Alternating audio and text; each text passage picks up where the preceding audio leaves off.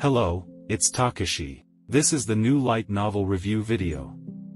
This time I will introduce the works from Denjiki Bunko, Miri wa Neko no Hitomi no Naka ni Sundeiru. However, although this is a new work, it is a dungeon because it is a Target Award-winning work of the 29th Denjiki Novel Grand Prize, Gold Award. It has become a hot topic as it is the first award-winning work in years after Watashi wa Anata no Namaida ni Naratai. In addition, the label has made a drastic decision as it is the first contemporary pure love work to be targeted. This is such a topical work, but first of all, tell me your honest impressions that if you had just reading it. To be honest, I really cried. It's been quite a while since I cried in a light novel. It was a wonderful story that echoed it all. It's a Target work, so I set the hurdles quite high and started reading, but I could easily hear the hurdles, and the second half was already intense. It made me cry, including the gentle and quiet atmosphere of the work. It feels like it was perfect, and the factor that makes you feel after reading it doesn't come off at all. However, for those of you who are thinking of reading, here is an introduction to this work and a relatively spoiler-free review. First of all, the story of this work is that a university student is the main character, a boy who has the ability to read and relive the past by looking into his eyes.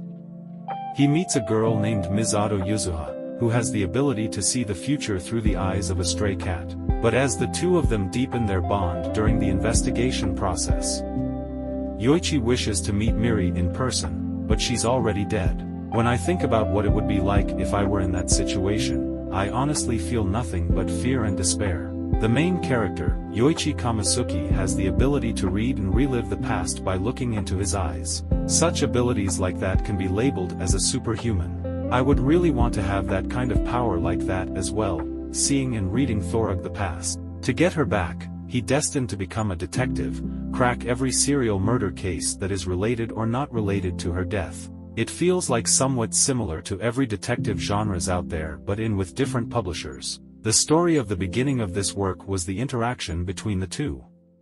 It's written in transparent sentences and it's not too flashy, but it feels like it's penetrating and I like it quite a bit. The illustrator, Ishiki-sensei's delicate illustrations matched perfectly, and I was surprised at the high degree of perfection in total. As expected, it's the first work in just last year, and the production side's enthusiasm is different. It's just that, from the middle stage onwards, the direction of the story will be different from what I expected. For those of you who haven't read it, I want you to be aware that this is not a story about a simple, boy meets girl, love story. Rather, there's a big problem than that, the disappearance of the heroine, and it needs to be solved as to who is the suspect was. In other words, this work was not a story about accepting and overcoming obstacles, but a work categorized as an unsolved superstitions. Well, to be honest, I was quite surprised, and the development after the middle stage was painful anyway.